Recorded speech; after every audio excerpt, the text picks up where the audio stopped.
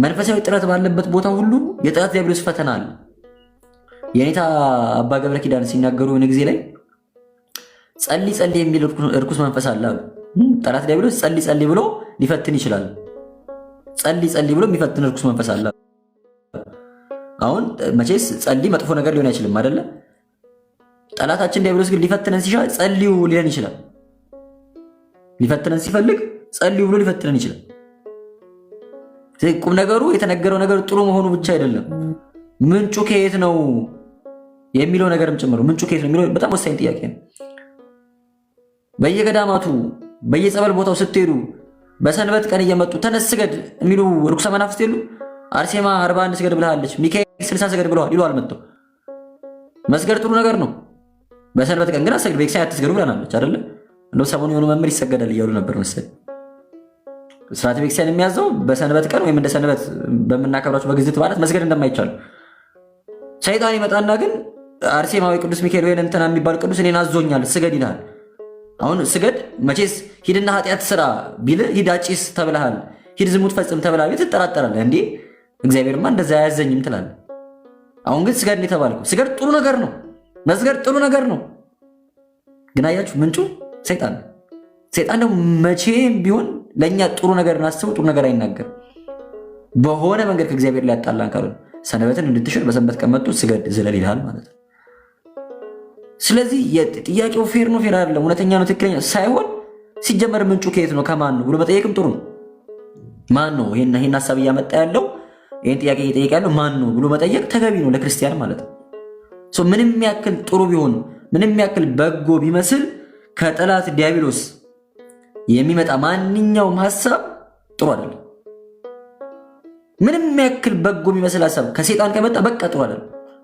እንዴ እነ ቅዱስ ጳውሎስ ወንጌል በሚሰብኩበት ቦታ ላይ እኮ እርኩስ መንፈስ ያደረባት አንዲት ሴት እየመጣች የእግዚአብሔርን ቃል የሚነግሯችሁን የመዳናችሁን መንገድ የሚመሯችሁን እነዚህ ሰዎች ስሟቸው እያለች ከነ ቅዱስ ጳውሎስ ጀርባ ሄደች። ስሟቸው የህይወትን የመዳንን ነገር ነው የሚነግሯችሁ እያለች ነው የምትናገሩ። መንፈስ ያደረባት ሴት ማለት የተናገረችው ነገር በጣም ጥሩ ነው፣ ግን ምንጩ ሰይጣን ነው። እነ ቅዱስ ጳውሎስ እውነት ነው ስሟት፣ እሱ ያለችው ነገር ትክክል ነው ቢሉ ኖሮ ነገ እነ ቅዱስ ጳውሎስ ከሄዱ በኋላ ትነሳና ደግሞ ሌላ ነገር ትናገራለች።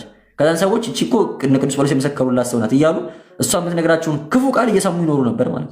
ስለዚህ እነ ቅዱስ ጳውሎስ ዝም በል ውጣ ብለው ያንን መንፈስ አስወጡት ይለናል ሐዋርያት ሥራ ሰጣ ነበር።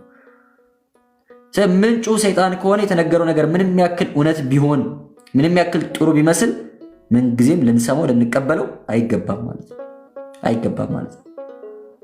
ወደ ቀደመ ነገራችን ስንመለስ ጠላት ዲያብሎስ ጌታችን የፈተነበት የመጀመሪያው ፈተና ስስት ነው፣ ሆዳምነት ማለት ነው። ስለ ሆዳምነት ስለ ስስት አንድ ሰፋ ያለ ትምህርት ከዚህ በፊት አይ ቲንክ ማህበረ ጽዮን ላይ ተለቋል። ያዘጋጀው የሰጠው ትምህርት ነበርና ሆዳምነት ብላችሁ ሰርች ብታደርጉት ዲያቆን ኢያሱ ሆዳምነት ብላችሁ ሰርች ብታደርጉት ይመጣል ብዬ አስባለሁ ዩቲዩብ ላይ በስፋት ዛሬ ስለምታገኙት ሐሳቡን ባል ደግሞ ደስ ይለኛል፣ ሰዓታችንን መጠቀም እንድንችል ማለት ነው። በአጭሩ ግን ጠላት ዲያብሎስ ጌታችን የፈተነበት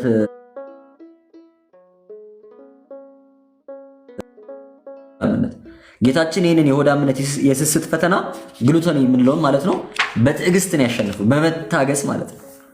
አሁን የራበው ሰው ራብ ጊዜ ይሰጠማል የሚባለው ለመታገስ ይከብዳል። ጌታችን ይህንን ፈተና ያሸነፈው በመታገስ ስስትን የምናሸንፈው በትዕግስት ነው ማለት ነው። ይህም በኋላ እመጣበታለሁ። ይሄ ብላ እንብላ የሚለው ፈተና ጠላት ዲያብሎስ እንግዲህ መጀመሪያ አዳምና ሔዋን የሰው ልጆችን የፈተነበት ፈተና ነው አይደለ? አትብላ የተባለውን ፍሬ እንዲበላ አድርጎት ማለት ነው። ስለዚህ መጀመሪያ ፈተና ሲጀምር አስቀድሞ አዳምን ወይም የሰው ልጆችን በጣለበት ፈተና ጌታችንን ሊፈትነው መጣ ማለት ነው። ጌታችን ሊፈትነው መጣና እነዚህ ድንጋዮች ዳቦ አድርጋቸውና እንብላ አለው። ጌታችን ለዚህ ተርቤያለሁ ብሎ ለዚህ ቃል ቢረታ ኖሮ ቢሸነፍና ጠላት ዲያብሎስ እንዳዘው አድርጎ ቢሆን ኖሮ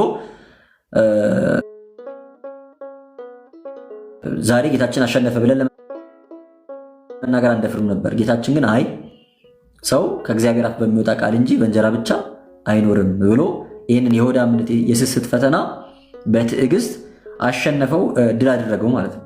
ሰው ሆዱን ማሸነፍ ካልቻለ ምንም ማለት ማሸነፍ አይችልም። ሆድን መቆጣጠር ያልቻለ ሰው ሌላ ምንም ነገር መቆጣጠር አይችልም። ለዛ ነው ሆዳቸው አምላካቸው ሆድ አምላክ ይሆንበታል። ሰው ሆዳችን አምላካችን ይሆንበታል። ሆዳችንን እምቢ ማለት ስለማንችል እኮ ተረበን ምናምን ብቻ ደግሞ እኛ እየበላንም ወዳችን እምቢ ማለት አንችልም። ጠግበን ተወጥረንም ለመብላት እንጓጓለን። ፊት ለፊታችን ምግብ ካለ እጃችን የማያርፍ ሰዎች እራሱ ይህንን ምግብ ልሞት ነው ምንም ሰዎች የለን እጃችንን ማሳረፍ ስለማንችል ማለት ነው። እንደውም አባቶቻችን እስክጠግቡ እንዳበሉ ነው የሚሉት። ለመጥገብ ልክ አንድ ጉርሻ ሁለት ጉርሻ ሲቀራችሁ አለ እቺ መጨረሻውን ጉርሻ ብሎ ሰውነታችሁ ሲመኝ ያንን ማቆም ያለባችሁ ይላሉ። ሆዳችንን መቆጣጠር እምቢ ማለት ማሸነፍ እንድንችል ማለት ነው። እንዲህ ሰዓት ይዘን ቁጭ ብለን 6 ሰዓት ወይ 9 ሰዓት እስኪሆን ጠብቀን የምንበላው ሆዳችንን ማሸነፍ ስላልቻለ ስለዚህ ሆዱን ማሸነፍ የቻለ ሰው በጣም ብዙ ሌሎች ፈተናዎችን ማሸነፍ ስለሚችል የመጀመሪያው ከኛ የሚጠበቀው ሆዳችንን ማሸነፍ ነው ማለት ነው። ሆዳችንን ማሸነፍ ጌታችን ብላ እንብላ ተብሎ የቀረበለትን ጥያቄ በዚህ መልኩ መልሷል ማለት ነው። ጌታችን ሲናገር በትንቢተ ሕዝቅኤል ምዕራፍ 16 ላይ እንደዚህ የሚል ጥሩ ቃል አለ። እነሆ የእህትሽ የሰዶም ኃጢአት ይህ ነበረ ይላል። እነሆ የእህትሽ የሰዶም ኃጢአት ይህ ነበረ፣ ትዕቢተኝነት፣ እንጀራን መጥገብ፣ መዝለል፣ ስራ መፍታት እያለ ይቀጥል። በጣም ነው የሚገርመው። ትዕቢት አለ፣ እንጀራን መጥገብ አለ። እንጀራን መጥገብ ኃጢአት ነው። ምክንያቱም ሰው ሲጠግብ ቁጥጥር ስለሌለ ማለት ነው። እንጀራን መጥገብ፣ መዝለል፣ ስራ መፍታት። መዝለል ማለት የጭፈራው ዳንኪራው ማለት ነው። ስራ መፍታት፣ ስራ ፈቶ አይድል ሆኖ መቀመጥ፣ ይሄ ኃጢአት ነው። ትዕቢትን የሌለብን እኔና እናንተ፣ ጥጋብን የሌለብን፣ ዝላይን የሌለብን፣ ስራ መፍታትን የሌለብን፣ ያ አልተወኛል አልላቀቀኛል የምትለው ኃጢአት እኮ የምትሰራው ስራ ስለምፈታ ነው፣ ስለምጠግብ ነው፣ እየራበህ አይደለም።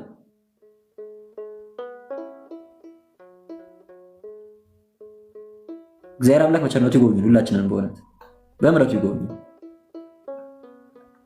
ትንቢተ ኢሳይያስ ምዕራፍ 5 ላይም ከቁጥር 11 ጀምራችሁ ስታነቡ ተመሳሳይ ሐሳብ ምግብና መጠጥ ያለ ልክ ሲሆን መጥፊያ እንደሆነ የሚናገር ማለት ነው። ያለ ልክ ከሆነ ምግብና መጠጥ መጥፊያ ነው። ሆድን መቆጣጠር እምቢ ማለትን መልመድ ያስፈልጋል። ብላ ብላ ብላ ብላ የሚለን መንፈስ ዝም በል ማለትን መልመድ አለብን። እያለን እንደሌለው ሰው መብላት እየቻለን እንደማይችል ሰው መኖርን መለማመድ መቻል አለብን። የክርስትና ሕይወት ይሄ ስለሆነ ማለት ነው። ከዛን ጌታችን ሰው የሚኖረው ከእግዚአብሔር አፍ በሚወጣ ቃል እንጂ በእንጀራ ብቻ አይደለም ተብሎም ተጽፏል ብሎ መለሰለት። ከመጽሐፍ ቅዱስ ጠቅሶ ተጽፏል ብሎ መለሰለት ማለት ነው። ይሄ ሲጀመር ጠላት ሲፈትነው ይህንን ድንጋይ አይደለም ያለው፣ እነዚህን ድንጋዮች ነው። ሲጀመር አጠያየቁ ራሱ ስስትን ያሳያል። ከአንድ በላይ ድንጋዮች እንደሚመስሉ ብዙ ድንጋዮች እንደሆነ ነው የሚያሳየው አጠያየቁ በራሱና ጌታችን ግን አይ መጽሐፍ ቅዱስ ላይ እንደዚህ ተብሎ ተጽፏል ብሎ መጽሐፍ ቅዱስን ጠቅሶ መለሰለት ማለት ነው። ስለዚህ ጌታችን መልስ የቀረበለትን የስስት ፈተና በትዕግስት ታግሶ እንዳሸነፈው እንደረታው የሚያሳይ ነው ማለት ነው። ቅዱስ ጴጥሮስ ለሚጠይቋችሁ ሁሉ ለመመለስ የተዘጋጃችሁ ሁኑ ብሎ በመልእክቱ እንደነገረን ጌታችን ጥያቄ ወይም ፈተና ሲቀርብለት ከመጽሐፍ ተጠቅሶ ሲፈተን ከመጽሐፍ፣ ከትውፊት ተጠቅሶ ሲፈተን ከትውፊት እየጠቀሰ መልስ መስጠቱ ለእኛ ትምህርት እንዲሆን ነው። አውቀን ተምረን ለሚቀርብብን ፈተና ለሚቀርብብን ጥያቄ ሁሉ መልስ መስጠት እንደዚህ ተብሎ ወንጌል ላይ ተጽፏል ስትባል አረ እንደዚህ እኮ ተብሎ ተጽፏል ብለህ መመለስ እንድትችል ማለት ነው። መመለስ እንድትችል መማር ማወቅ ጥሩ ነው። መጽሐፍ ቅዱስም የሚነግረን እሱን ነው ማለት ነው። አንድ እግረ መንገድ ካነሳ ነው አይቀር ጠላት ላይ ብሎ ሰውን ያነሳውን ፈተና ድንጋይ እንዳቦ ማድረግ የሚለውን ሐሳብ ያገኘው ከዮሴፍ ታሪክ ነው። መጽሐፍ ቅዱሳችን ላይ የለም፣ ግን በአይሁድ ትውፊት ኦሪት ዘፍጥረት እንደምታውቁት የኦሪት መጽሐፍት ወይም የብሉይ ኪዳን መጽሐፍት ከአይሁድ የተቀበልናቸው ናቸውና በእነሱ ትውፊት አንድ ታሪክ አለ። ጻድቁ ዮሴፍ የያዕቆብ ልጅ ዮሴፍ ማለት ነው። ያው ወንድሞቹ የሚጠሉት ዮሴፍ አስታውሳችሁት አይደለ? አባቱ በጣም ይወደዋል ምናምን ይንከባከበዋል። ወንድሞቹ በረሃ ከብት ለመጠበቅ በረኝነት ስራ ሲሄዱ ከቤት ስንቅ ይላክላቸዋል፣ ዮሴፍ ያመላልሳል እና የሆነ ቀን ስንቅ እንዲያደርስ ተልኮ አስቡት እንግዲህ 11 ወንድሞቻቸው የ11 ወንድሞች ስንቅ ተሸክሞ አይ ቲንክ ቢንያም ታናሽ የ10 ወንድሞች ስንቅ ተሸክሞ ወደ በረሃ ወደ ምድረ በዳ ወንድሞቹን ፍለጋ ሲሄድ ይላል ትውፊታቸው። በእርግጥ የኛ ቤተክርስቲያን ትውፊት ላይም አለ፣ ያው ትርጓሚ የሚያስተምሩ መምህራን ያነሱታል እና የወንድሞቹ እንግዲህ የዛን ሁሉ ሰው የ10 ሰው ምግብ ተሸክሞ ወንድሞቹ የነበሩበት ቦታ ምግቡ ሊያደርስላቸው ሲሄድ አላገኛቸውም። ቦታቸው ላይ አጥቷቸው ምድረ በዳ የነሱን ፍለጋ ብዙ በጣም ረጅም ሰዓት ተንከራተተ እና ራበው ይላል። አስቡት የ10 ሰው ምግብ ተሸክሞ ራበው። በጣም ታማኝ ከመሆኑ የተነሳ የወንድሞችን ምግብ እንዴት እበላለሁ ብሎ ተራበ። እግዚአብሔርን ቅድስናውን ተመለከተ። ይህንን ታማኝነቱን ይህንን እምነቱን ጽኑ የሆነ ታማኝነቱን እግዚአብሔር አምላክ አየለት ማለት ነው። ስለዚህ እግዚአብሔር መልአክ ተላከ። እግዚአብሔር መልአክ በሽማግሌ መልክ ተገልጦ ጠበቀው መንገድ ላይና ደክሞሃል፣ ርቦሃል አለው። አዎ ርቦኛል። ምንድን ያዝኩ ምግብ ለምን አበላም? አየን ያለኝ ወንድሞቼ ነው። እንግዲያውስ እግዚአብሔር ቸር አምላክ ነው እና ፊት ለፊት ያለውን ድንጋይ ዳቦ አድርግልኝ ብለህ ጸልይ እግዚአብሔርም ያደርግልሃል ብሎ ነግሮት ሄደ። ዮሴፍን በእምነት ጸልየ፣ እግዚአብሔርም ድንጋዩን ዳቦ ያደረገለት። ዮሴፍ ያንን ዳቦ በልቶ መንገዱን ቀጥሎ ወንድሞቹን አገኛቸው የሚል ትውፊት ታሪክ አላቸው። ጠላት ዲያብሎስ እችን ትውፊት ያውቃል። ይህንን ትውፊት ልብ በሉ፣ በእስራኤል መካከል የሚነገረው ይህንን ትውፊት ጠቅሶ ነው ጌታችን የተፈታተነው ማለት ነው። ለምንድን ይሄን ያነሳሁት? ብዙዎቻችን የሴጣን ፈተና የሚመስለን ፊት ለፊት የመጣ ኃጢአት አድርጉ የሚል ጥያቄ ነው። ቅድም እንዳልነው ጸልዩ የሚል በጸሎት የሚፈትን ሰይጣን አለ። ጠላት ዲያብሎስ ከመጽሐፍ ቅዱስ ጠቅሶ ይፈትናል። ጠላት ዲያብሎስ ከድርሳናት ከገድላት ጠቅሶ ይፈትናል። ከተማርናት ትንሽ ትምህርት ከምናውቀው እውቀት ጠቅሶ ይፈትናል። ጠላታችን የእውቀት ችግር የለበትም። ከእኔና ከእናንተ በላይ ያውቃል።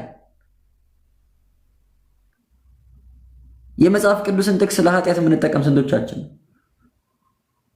ጠላት ከምናውቀው ከምናከብረው ከዚህ ከመጽሐፍ ቅዱስ ወስዶ የሚፈትነን ማለት ነው። ከትውፊት ከትርጓሜ ጠቅሶ ፈተነው ጌታችንም ከመጽሐፍ ጠቅሶ መለሰለት ማለት ነው።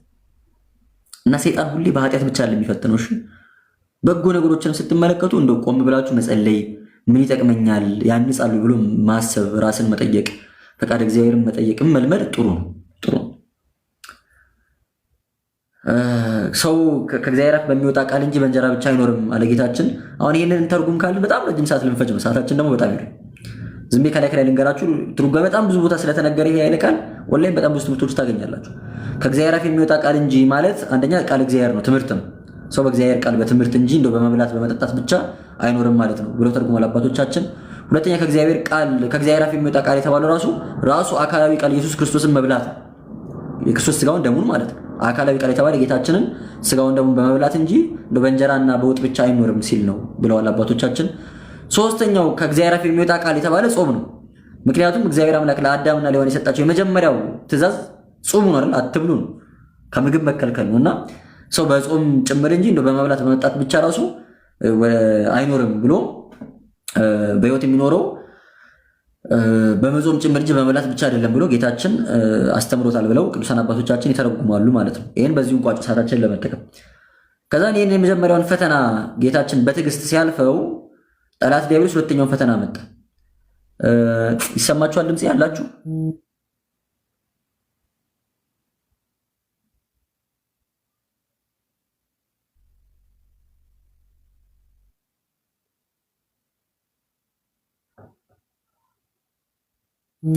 እሺ፣ እንደሚሰማችሁ ተስፋ አደርጋለሁ። በማል ተቋርጦ ነበረ። እሺ፣ ሁለተኛው የጠላት ዲያብሎስ ፈተና ወደ ጌታችን ያመጣው ፈተና ዲያብሎስም ወደ ቅድስቲቱ ከተማ ወስዶ አይደለም ቅድም ስናነብ ወደ ቅድስቲቱ ከተማ ወሰደና በመቅደሱ ጫፍ ላይ አቆመው ጌታችንን። ከዛ በኋላ ከመጽሐፍ ጠቅሶ ከዚህ ላይ እስቲ ዝለን እምር ብለህ ዝለን። ልብ በሉ፣ የእግዚአብሔር ልጅ ከሆንክ ነው የሚጠይቀው። የእግዚአብሔር ልጅ ከሆንክ ነው የሚጠይቀው። ቅድስት ከተማ የተባለችው ኢየሩሳሌም ነው። ቤተ መቅደሱ ያለባት መስዋዕቱ የሚቀርብባት ከተማ ኢየሩሳሌም፣ ቅድስቱ ከተማ የሚላት መጽሐፍ ቅዱስ። ወደ ቅድስት ከተማ ወሰደው፣ ወደ መቅደሱ ጫፍ አወጣው፣ መቅደሱ ጫፍ ላይ አወጣው። ከዛን እንደዚህ ያለው ራስህን ከዚህ ላይ ወርውር፣ ይጠብቁ ዘንድ ስለ አንተ መላእክቱን ያዛቸዋል፣ እግሮችህም አይሰናከሉም ተብሎ ተጽፏልና። ይሄ መዝሙረ ዳዊት መዝሙር 90 ወይም 91 ላይ ከቁጥር 11 የምታገኙት ጥቅስ ነው። 90 ወይም 91 ከቁጥር 11 እስከ 12 የምታገኙት ጥቅስ ነው። ስለአንተ መላእክቶቹ ይልካል እግሮችም አይሰነካከሉም ተብሎ የተጻፈው ስለ ጌታችን የተነገረ ትንቢት ማለት ነው። መዝሙረ ዳዊት ላይ ጠላት ዲያብሎስ ይህንን ትንቢት ከዳዊት መዝሙር ጠቅሶ ጌታችንን ዝለል አለው። አይደንቃችሁ? አሁን ወደ ቤተ መቅደስ ወሰደውና ስንል ቅድም በደንብ ስላነሳነው መረጋጋም አያስፈልግም። ግን እንደው አስገድዶ ወሰደው ያለ ፈቃድ ወሰደው ማለታችን አይደለም። ጌታችን ሊፈተን ወዶ ስለሆነ የመጣው የልቡን ሐሳብ አውቆ ፈቅዶ ሄደለት ማለታችን ነው እንጂ እንደው ጠላት ዲያብሎስ አስገድዶ እንደዚህ ብድግ አድርጎ ወሰደው ማለታችን አይደለም። እሺ ሊፈተን ዘንድ ወዶን ወደ ምድረ በዳ ሄደው እንጂ እንደው ጠላት ዲያብሎስ ያለ ጌታችን ፈቃድ በራሱ ስልጣን በራሱ ኃይል ወሰደው ማለታችን እንዳልሆነ መቼስ ሲገባችሁ። ወሰደውና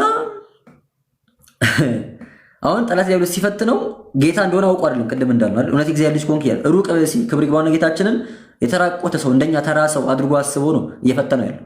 ጌታችንም ተፈትነው ድል ያደረገው በሰውነቱ በአምላክነቱ ብቻ አይደለም አይደል? ይሄ በለበሰው ስጋ ነው። ይሄ ስጋው ተፈትኖ ይሄ ስጋውን ያሸነፈውና እንደ ተራ ሰው አስቦት ወደ ቤተ መቅደስ ወሰደው። ከዚህ ላይ ዝለል አንተ እውነት እግዚአብሔር ልጅ ከሆንክ እና መላእክቱን ስላንተ ያዛቸዋል ተብሎ በነብዩ አንደበት ተነግሯልና ብሎ ከመዝሙረ ዳዊት ጠቅሶ ጌታችንን ፈተነው ማለት ነው። ጌታችን ከመዝሙረ ዳዊት ጠቅሶ ሲፈተን እሱ ደግሞ ከኦሪት ዘዳግም ጠቀሰና ምዕራፍ 6 ቁጥር 16 ላይ ኦሪት ዘዳግም ምዕራፍ 6 ቁጥር 16 ላይ ያለውን ጥቅስ ጠቀሰና ጌታችን ምን አለ? ጌታ አምላክህን አትፈታተነው ተብሎ ተጽፏል አለ። ጌታ አምላክህን አትፈታተነው ተብሎ ተጽፏል። ምን ማለት ነው? እግዚአብሔር ያድነኛል፣ እግዚአብሔር ያወጣኛል፣ ችግር የለውም እግዚአብሔር አለ እያልክ ራስን አውቀህ ወደ ፈተና አታስገባ። አምላክን አትፈታተነው። ቅድም መጀመሪያ ትዝ ይላችኋል ጌታችን መንፈስ ወደ ምድረ በዳ ወሰደው አይደል ያለው። እንደዛ ተብሎ የጻፈበት አንዱ ምክንያት ነው።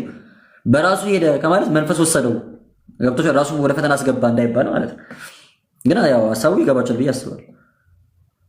እግዚአብሔር ያወጣኛል እያልክ ይኸውላችሁ በእግዚአብሔር ማመን ጥሩ ነገር፣ እግዚአብሔር እንደሚያደርግ እግዚአብሔር እንደሚያስችል ማመን ጥሩ ነገር፣ እግዚአብሔር ሁሌም በጎ ነገር እንደሚያዘጋጅ ማመን በጣም ጥሩ ነው።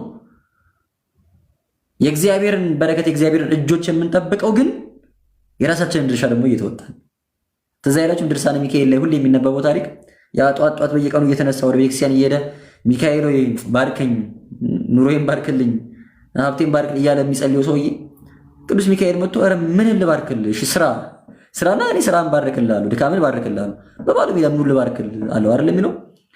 የድርሻችንን ከተወጣን በኋላ ነው የእግዚአብሔርን ጠብቆት የእግዚአብሔርን መግቦት የምንጠይቀው እንጂ ለዝም ብለን ተቀምጠን አይ እግዚአብሔር ያውቃል እግዚአብሔር ያዘጋጃል ማለት ተገቢ አይደለም። ይሄ ክርስቲያናዊ ሐሳብ አይደለም፣ ክርስቲያናዊ ሐሳብ አይደለም። ስለዚህ እግዚአብሔር አምላክህን አትፈታተነው ተብሎ በወንጌል በመጽሐፍ ተጽፏል ብሎ ጌታችን መጽሐፍ ጠቅሶ ሲፈትነው መጽሐፍ ጠቅሶ መለሰለት ማለት ነው። መጽሐፍ ጠቅሶ መለሰለት ማለት ነው። እግዚአብሔር ፈቅዶ እግዚአብሔር ወዶ እግዚአብሔር መርጦ እንደ ፈተና ከገባን በፈተና እንጸናለን፣ እንታገላለን። ከዛ ግን አይ እግዚአብሔር ችግር ነው እግዚአብሔር አለ እግዚአብሔር ያወጣኛል እያልን ግን በገዛ እጃችን በእንዝላልነታችን ጥንቃቄ በማጉደላችን ከኛ የሚጠበቀው ነገር ባለማድረጋችን ወደ ፈተና መግባት እግዚአብሔር ያወጣኛል ማለት እግዚአብሔር መፈታተን ነው ብለን ልንረዳው ይገባል። መጽሐፍ ቅዱስ የሚያስተምረን ይህንን ስለሆነ ማለት ነው። ሶስተኛው ፈተና ጠላት ዲያብሎስ ጌታችን አሁን ደግሞ ወደ ረጅም ተራራ ወሰደው ይላል። ወደ ረጅም ተራራ ወሰደውና የመንግስታትን ሁሉ ክብር የዓለም የነገስታቱን የመንግስታቱን ክብራቸውን፣ ወርቃቸውን፣ ሀብታቸውን፣ ዝናቸውን አሳየው። ሀብታቸውን፣ ክብራቸውን፣ ዝናቸውን ሁሉ አሳየውና ወድቀህ ብትሰግድልኝ ይህንን ሁሉ እሰጥሃለሁ አለ።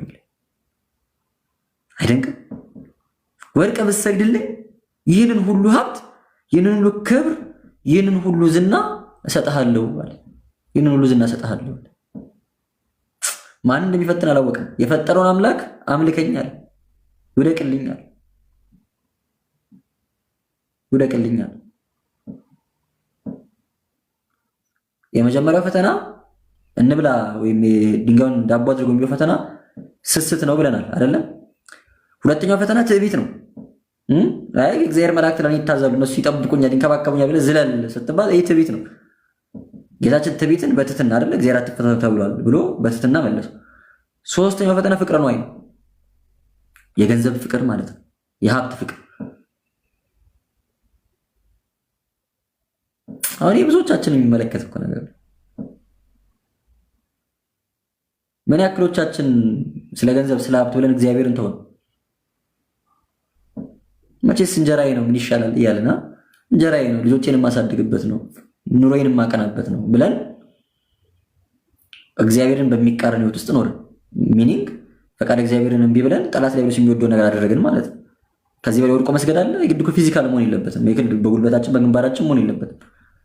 ስራችን በራሱ ስለሚያሳይ ማለት ነው። ብዙዎቻችን የማንቆርበው ንስሐ የማንገባው ቤተክርስቲያን የማንሄደው ለዛ አይደለ? ለዛ እኮ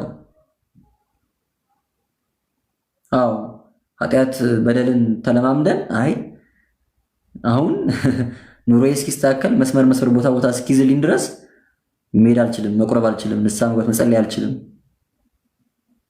ገንዘብ ኑሮ እሳት ሆኖብን ገንዘብ ከብዶን ማለት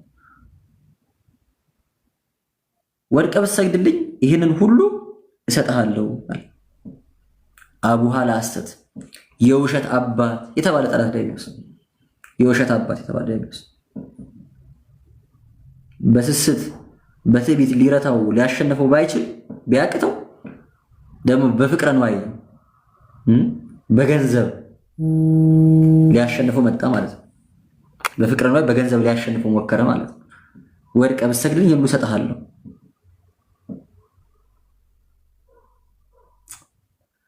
ጌታችን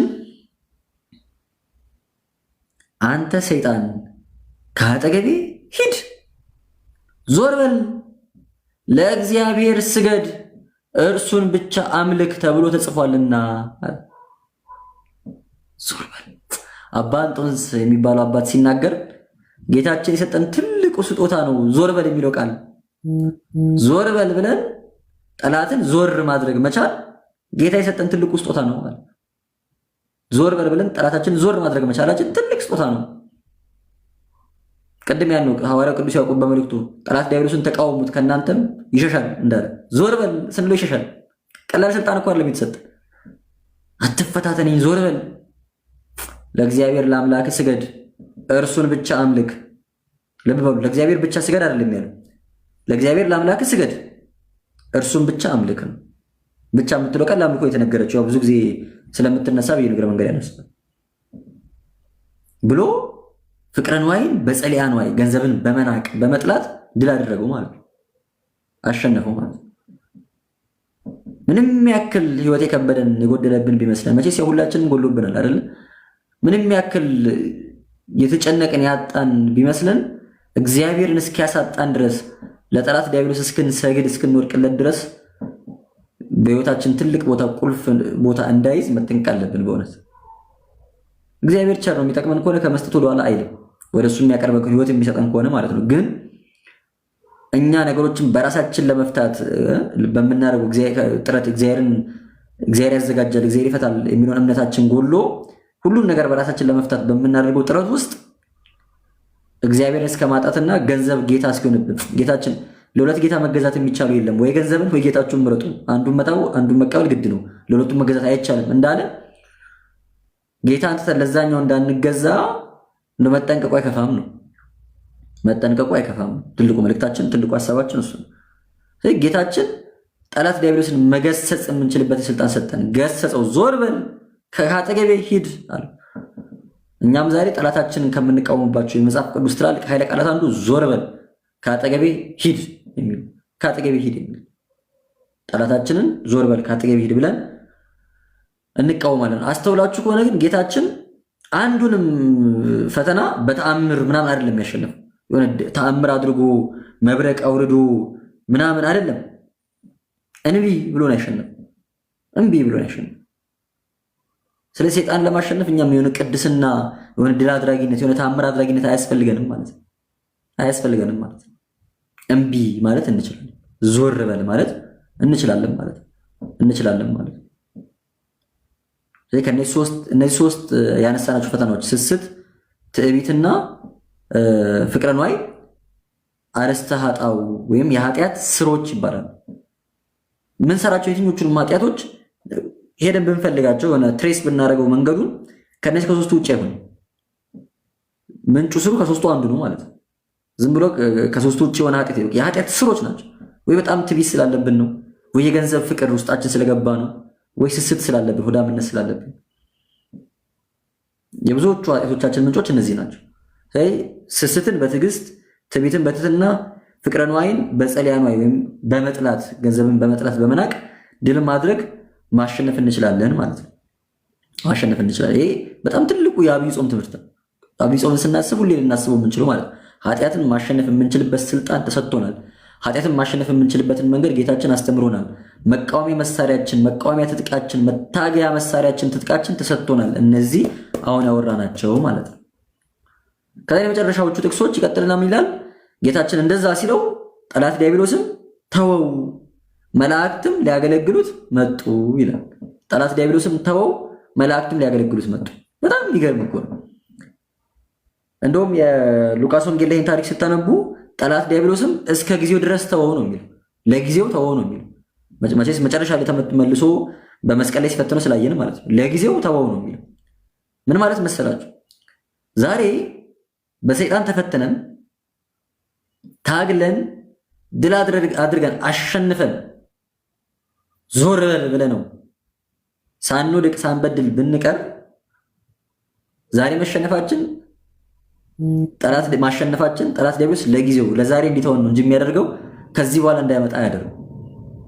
የኔና የናንተ ትግል የዕለት ተዕለት ትግል የዕለት በየቀኑ የምንታገለው ዛሬ ኃጢአት ብንሰራም ዛሬ ጽድቅ ብንሰራም የዛሬው ጽድቃችን የዛሬው ኃጢአታችን የዛሬ ብቻ። ነገ እንደ አዲስ ነው የምንታገለው። የትላንትናው ኃጢአታችንን በንስሐ የትላንትናውን ጽድቃችንን በትትና እየቀበርን እየረሳን እየተውን ዛሬን ለማሸነፍ እንታገላለን። ሁሌ ነው የምለው ሁልጊዜም ቢሆን ኃጢአትን መተው የምትፈልጉ ከሆነ ቅድስናን ገንዘብ ማድረግ እግዚአብሔርን ማግኘት ተስፋ አለመቁረጥ የምትፈልጉ ከሆነ ዛሬን ታገሉ። ትላንትና ኃጢአቱን ብትሰሩትን ባሰሩትን ትላንትና አብቅቷል። አሁን ጾም ጀመር አይደለ? ባለፈው ቻሌንጅ ሰጥቻችኋለሁ። እንደው እስራኤል ናቸው ፍላጎት ኖራችሁ የጀመራችሁ ሰዎች ትኖራላችሁ። ከዛ የሆነ ቀን ወይ ዛሬ ወይ ትላንትና እንግዲህ ገና ጾም ከመጀመሩ የሆነ ቀን ላይ ፌል አድርጋችሁ በቃ ትላንትና አለፈ። አሁን ነገ ጠዋት ስነሳ ነገ ነው የምታገለው። ነገ ለመጸለይ፣ ነገ ኃጢአት ላለመስራት፣ ነገ ወደ እግዚአብሔር ለመቅረብ መጽሐፍ ለምታገሉ ነገ ነው። ሁልጊዜም ዛሬን የሚታገል ሰው እግዚአብሔርን አያጣም። ትላንቱን የትላንት ጽድቁን የትላንት ኃጢአቱን እያሰበ የሚሰለሰል ሰው ግን አያሸንፍም። ለጊዜው ነው የሚተው ጠላት። ዛሬ ካሸነፈው ነገ ይመጣል። ተራው ጊዜውን ጠብቆ ስልቱን ቀይሮ ይመጣል። እስከ ጊዜው ድረስ ተው ይለናል ሉቃስ ወንጌል። ጠላት ፈትኖት ጌታችን ድል አድርጎ አሸንፎ ሲሄድ ጠላት ሲሄድ የእግዚአብሔር መላእክት ሊያገለግሉት መጡ ይላል። አሁን በሶስተኛ ካሰብነው መምጣት የነበረባቸው መቼ መጥቶ መታገላ እንዳያሸንፈው እንዳይጥለው። እንደውም አንድ ታሪክ አለ ዜና አቦ ላይ መሰለኝ። አንድ መነኩሴ በገዳም ዘግቶ በአት ዘግቶ የሚታገል ትልቅ አባት ጠላት ዲያብሎስ በጣም በብዙ ፈተና ሊፈትነው ሞክሮ ሊያሸንፈው አልቻለም። ከዛም በሰው ተመስሎ ሰው ላይ አድሮ መጣና መነኩሴውን በዱላ ቅጥቅጥ አደረገው ይላል። ቅጥቅጥ አድርጎ በሞትና በህይወት መካከል ጥሎት ሄደ። ፊዚክሊ ማለት ነው፣ በአካል አስደበደቡ መነኩሴው መሬት ላይ ወድቆ እየቃተተ ቀና ሲል አጠገቡ ብርሃናዊ መልአክ ቆሟል። የእግዚአብሔር መልአክ ቆሟል። ማነህ ምንድነው አንተ ሲል እኔማ ጠባቂ መልአክ ነኝ አለ። ተደብድቧል እኮ ሰውየው በህይወትና በሞት መካከል ነው ያለው። አጠገቡ የቆመው መልአክ ጠባቂ መልአክ ነኝ አለ። እንዴ የት ነበርክ እስካሁን? እንዲህ ስደበደብ እንዲህ እንደ አቅም ቢስቀጠቀጥ ሰው እንደሌለው ሰው ሲሆን የት ነበርክ ሲለው እሱማ ዋጋ የምታገኝበት ትግል ነው። ከእግዚአብሔር ዘንድ የምትባረክበትን ዋጋ የምታገኝበትን ፈተና ተቋቁመ እግዚአብሔርን ሳጠላ እግዚአብሔርን ሳሰድብ እምነት ሳይሸረሸር ፈተናውን መከራውን ታግሰ ስለቆየ አሁን የተገለጥኩልህ። ባትታግሱ ነው አሁን አልገለጥልም ነበራል። ቅዱሳን መላእክት ሊያገለግሉን የሚመጡት እንድንድን ነው፣ ድነትን እንድናገኝ ነው። ዋጋ የምናገኝበትን ከእግዚአብሔር ጋር የምንቀራረብበትን እንደ ወርቅ በፈተና በእሳት ተፈትነን ንጹህ የምንሆንበትን ተጋድሏችንን ጣልቃ ገብቶ አያደናቅፉ። መታገል ያለብን የራሳችንን ትግል አሸንፈን ስንቆም ግን መሸከም ከማንችለው መቀበል ከማንችለው በላይ ጠላታችን እንዳይፈትነን ደግሞ ሊከላከሉ ሊጠብቁን ይመጣሉ። እግዚአብሔር አምላክ ከምትችሉት በላይ አትፈተኑ ማለት ያለ ከመሸከም ከምንችለው በላይ ጠላታችን እንዳይፈትነን ሊከላከሉን ጉልበት ሊሆኑን ይመጣሉ። አስቀድመን ግን መጀመሪያኛ ወርዚት መሆናችንን ማሳየት መቻል አለብን። እርን ማድረጋችንን ማለት ነው። ሐሳቤ ግልጽ እንደሆነ በጣም ተስፋ አደርጋለሁ። ጠላት ሄደ፣ ቅዱሳን መላእክትም ሊያገለግሉት መጡ ይላል። ስለዚህ ቅዱሳን መላእክት ዋጋ የምናገኝበትን የምንባረክበትን ተጋድሏችንን ጣልቃ ገብተው ሊያሰናክሉ አይመጡም። ይልቁንም ታምነን ለእግዚአብሔር ታምነን በሚገባ ስንታገል ግን ያንን ትግላችንን አይተው እምነታችንን ተጋድሏችንን አይተው ደግሞ ለበለጠው በረከት ለበለጠው ትግል ሊያበረቱን ሊያገለግሉን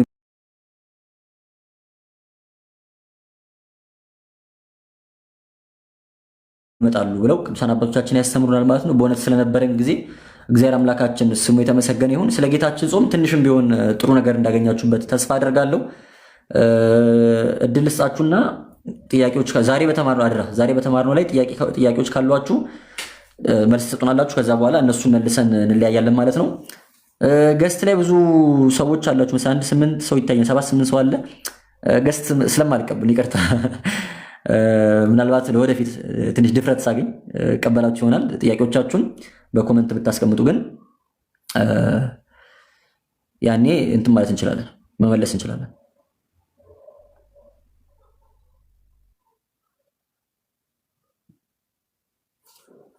ዛሬ በተማርነው ላይ ጥያቄ አለ? አሜን። አብሮ ያሰማን፣ ሁላችንም ቃሎት ያሰማን።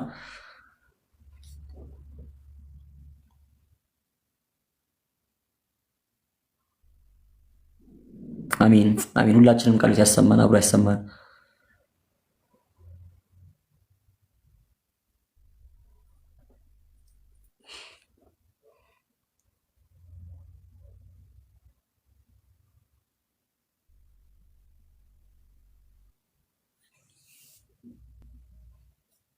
እግዚአብሔር ያክብርልኝ፣ እግዚአብሔር ይስጥልኝ።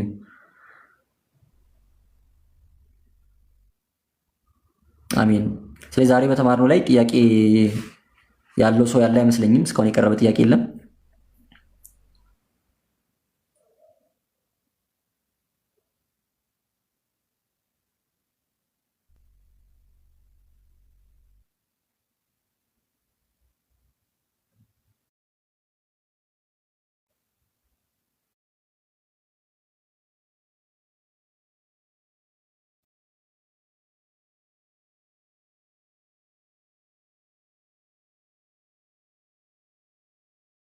ጥምቀታችንን ከጨረስን በኋላ እንቆርባለን።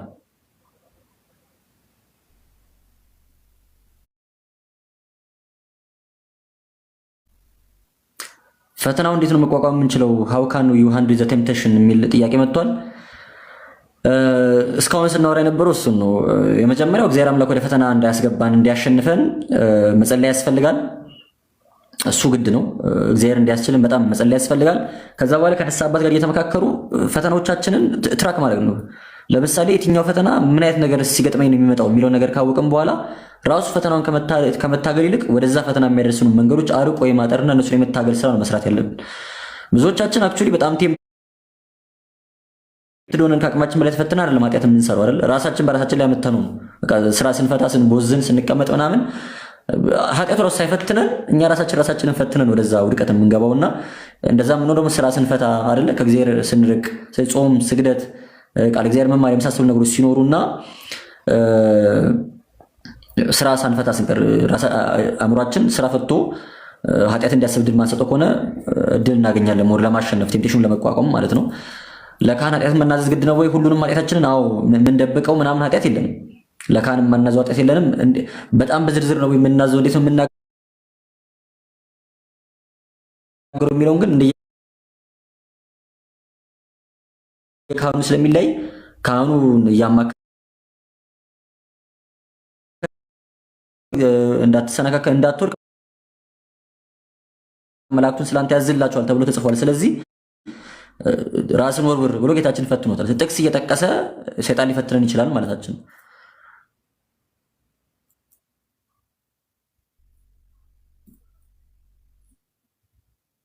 ዲያቆን ነህ ወይ? እኔም ገና እየተጠራጠርኩ ነው። እስቲ ቤክሲያን ሰጣኛለች ልኩን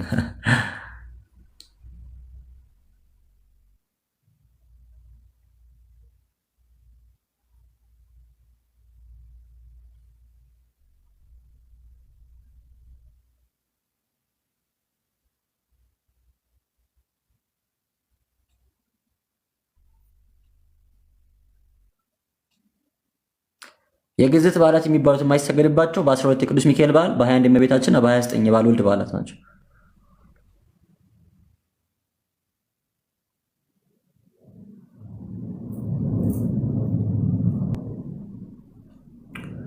ንስሐ አባቴን አፍሬ ሌላ ካህን ብናዘዝ ችግር አለው ወይ?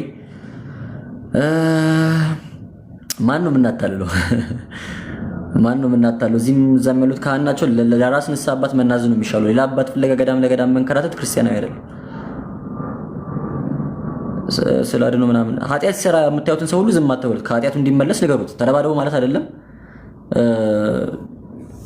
ግን ያደረገው ነገር ትክክል እንዳልሆነ መናገር ማስተው የምትችሉ ከሆነ የአቅማችሁን መሞከር ነው።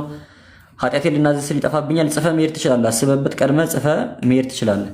ሱሪ ምናምን ከንስሐ አባቶቻችሁ ጋር ተመካከሩ። ሱሪ ለብሼ እንዴት ነው የምቆርበው ምናምን፣ ይሄ ከንስሐ አባቶቻችሁ ጋር ተነጋገሩ። ስንሰግድ ምን እያልን ነው? ምንም አለማለት ይቻላል። ኪርያላይሶን እግዚኦ መሐረነ ክርስቶስ እያሉ መስገድ ይቻላል።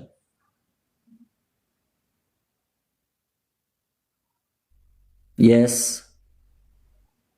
እኛን ቴምት ለማድረግ ቃሉን በተለየ ሁኔታ ተርጉሞ እንደዚህ እኮ ይላል መጽሐፍ ቅዱስ ብሎ ሊፈትነን ይችላል። አዎ የጸሎት ሕይወት ለሌለኝ ሰው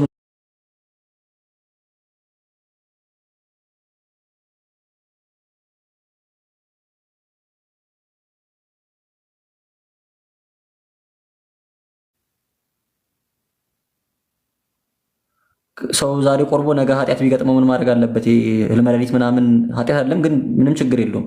ልክ እንደ ማንኛውም ቀን መቀጠል ነው ያለበት፣ ንስሐ እየገባ ማለት ነው። ነስሩ ካቆመ በኋላ የደማን ቀን መግባት አይመከርም። ኢንጀነራል የአምልኮ ስግደትና ሌላ ስግደት የአምልኮ ስግደት ማለት በኤክሲያን ስንገባ በእግዚአብሔር ፊት መውደቅ ነው።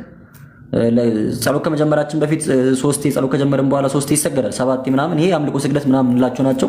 እነዚህ አይከለከሉ። የሚከለከሉ ስግደት ይሄ ሰውነታችንን ለመጎሰም ለማድረግ የምንሰግደው ስግደት አለ አይደለ? በቁጥር ተሰጥቶን የኔ ያክል ስግደት ብለን የምንሰግደው ስግደት ማለታችን። ቄደር የሚያሰጥ ኃጢአት ሰርቼ ንስሐ አባቴ በቀኑን ያልፉኛል። እሱ የእሳቸው ስልጣን ነው፣ እሳቸውን ማማከር ነው።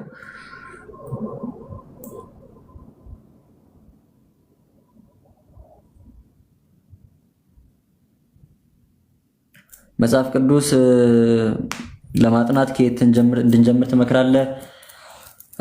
እንደ አቅማችሁ እንደ ሁኔታችሁ የሚወሰነው። ዩዥዋሊ ከአዲስ ኪዳን ማበረታታው ከአዲስ ኪዳን ጀምሮ እዚህም እዛም እያሉ ከብሉይ ኪዳንም አንዳንድ መጽሐፍትን እየመረጡ ማጥናት ጥሩ ነው። ግን መጽሐፍ ቅዱስ ለብቻ በራስ ዝም ብሎ ማንበብ መጽሐፍ ቅዱስ ማጥናት አይባልም። መጽሐፍ ቅዱስ ለማጥናት የሚያስተምር የሚመራ መመሪያ ያስፈልጋልና ቤክሲያ ምን ትላለች የሚለውን ነገር ቤክሲያ እንዴት ነው የመጽሐፍ ቅዱስ የምታስተምር የምትተረጉም የሚለውን ነገር እያወቅን በመምህር እየተመራ ማጥናቱ የተመረጠ ነው።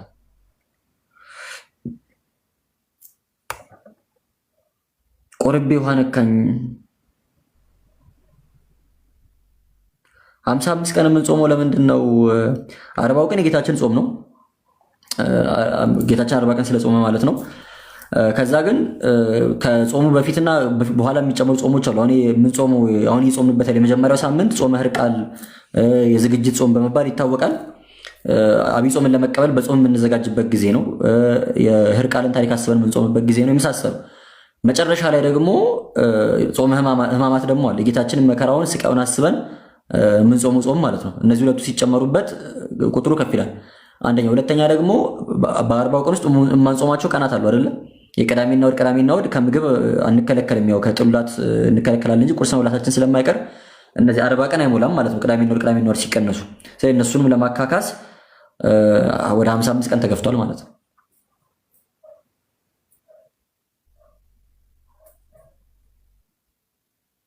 ፔሬድ ላይ ሆኖ መጾም ይቻላል? ያው ይቻላል። ቆርቤ በነጋታው ብትጠመቅ ችግር የለውም። የማይሰገድበት ቀን ቅድም አውርተናል።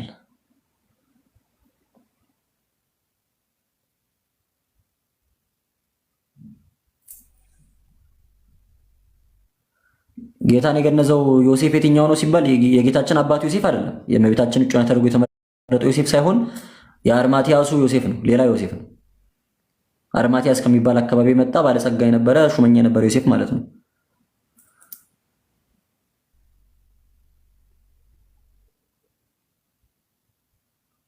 ንስሐ አባታችን በፈለግነው ሰዓት ባያገለግሉ ሌላ አባት ጋር ንስሐ መግባት ይቻላል? ንስሐ አባት ካልቀየርን እሳቸው ጋር መግባት ያለብን። ከአቅማችን በላይ ከሆነ እሳቸውን ተሰናብተን አዲስ አባት መያዝ ይቻላል።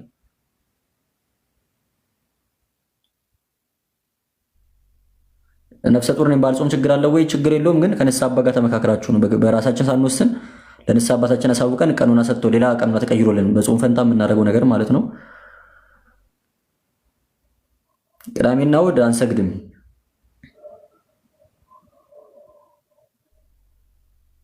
ስፖርት፣ የጉልበት ስራ የመሳሰሉ ነገሮችን እየሰራን እንዴት ነው የምንጾመው? ከንስሐ አባት ጋር እንመካከር። ግድ የላችሁ።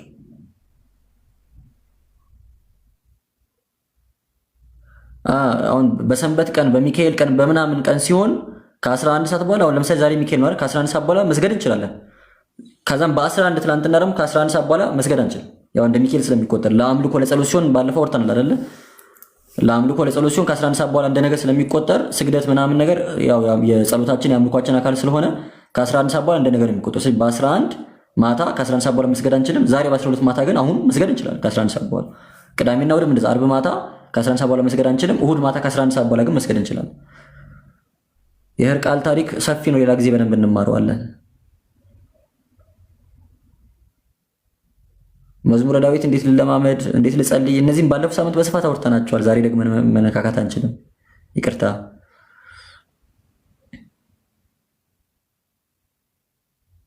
ዮሴፍ ጌታችን ሲሰቀል ያልነበረው በህይወት ስላልነበረ ነው። ጌታችን የ19 ዓመት ወጣት እያለ ነው ጻድቁ ዮሴፍ ያረፈው። ለዛ ነው ያልተገኘው።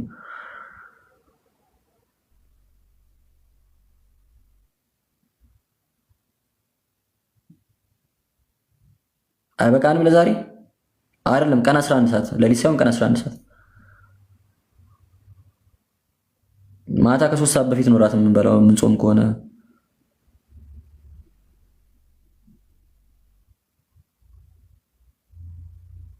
ማስቀደስ ይቻላል ፔሪየድ ላይ ሆኖ፣ ቤተ መቅደስ መግባት ግን አይቻልም። ስለዚህ ውጭ ቆመን መጠለያ ስለሆነ ማስቀደስ እንችላለን።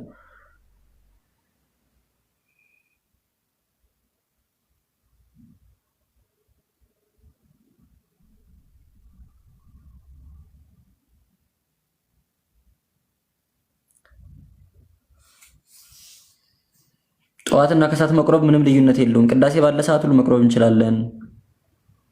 ኢስተርን እና ኦሪየንታል ይሄ ራሱን የቻለ ሰፊ ርዕስ ነው። ሌላ ጊዜ እንመጣበታለን።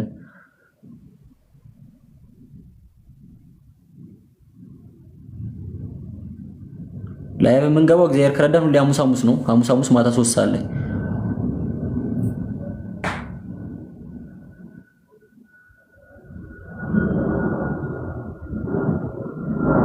መርጌታ ምናምን አትስሙ።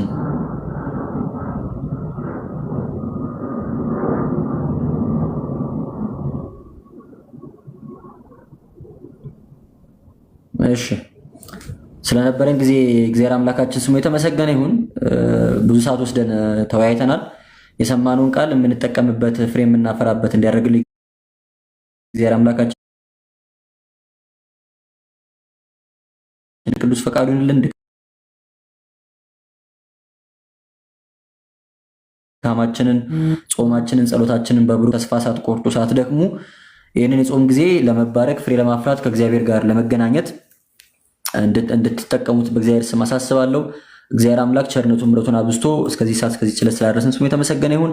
የሰማነውን ቃል ደግሞ በዝኑ ልቦናችን አውሎብን አሳድሮብን ፍሬ የምናፈራበት የምንጠቀምበት እንዲያደርግልን የሱ ቅዱስ ፈቃድ ይሁንልን። ከእናታችን ከእመቤታችን ቅድስት ድንግል ማርያም ከሊቀ መላእክት ቅዱስ ሚካኤል በዛሬው ዕለት ከሚታሰቡ ቅዱሳን ሁሉ ረድኤታቸውን በረከታቸውን ጣዕመ ፍቅራቸውን ያሳድርብን። አቡነ ዘበሰማያት ትምጻእ መንግሥትከ ኢታባን ንጉሥ ተመስዋዕት ነው ወላን ሁሉ ቁስ ነው ያኪት መንግስት ተመስዋዕት ዓለም ዓለም ሰላም ለኪ ድንግል በሊናት ድንግል በስጋኪ እግዚአብሔር ጸሎት ሰላም ለኪ ወርታ እንዲና እግዚአብሔር ይችላል ይፈልጋል ምረታ ከመይ ስሪለና ታው ተባህፀና ይስዋላ ሷል ሷል ስለዚህ እንዘፍን ለዓለም ዓለም አሜን ወአሜን። እግዚአብሔር አምላክ ስሙ የተመሰገነ ይሁን። ቴሌግራም ላይቭ እየገባው አይደለም። ዩቲዩብ ላይ እናንተ ቪዲዮ ስለማታዩ ነው መልቀቂያ ቆም ነው። ቪዲዮ መስራት ያስቸግራል። ዩቲዩብ ላይ አድካሚ ነው። ካልታየ ደግሞ የበለጠ ያሰለቻልና ብዙ ኢንጌጅመንት ስለሌለው ነው የሰነፍኩት። እስቲ እኔም በረታለሁ፣ እናንተም በርቱ። በጸሎት እንተሳሰብ። እግዚአብሔር አምላክ ሁላችንን በቸርነቱ ይጎብኘን። ሁላችንንም ቃሉት ያሰማን፣ በቸርነቱ በምሕረቱ ይመልከተን። በድጋሚ ስለነበረን ጊዜ ስሙ የተመሰገነ ይሁን። በሰላም እደሩ እባካችሁ። በጸሎት እየተሳሰብን ሁላችንም እግዚአብሔር አምላክ ቸርነቱን ምሕረቱን አያርቅብን። ሰላም እደሩ። ልወጣ ነው። እግዚአብሔር ያክብርልኝ። ሁላችሁንም ወዳችኋለሁ። እግዚአብሔር ያክብርልኝ። በጣም አመሰግናለሁ።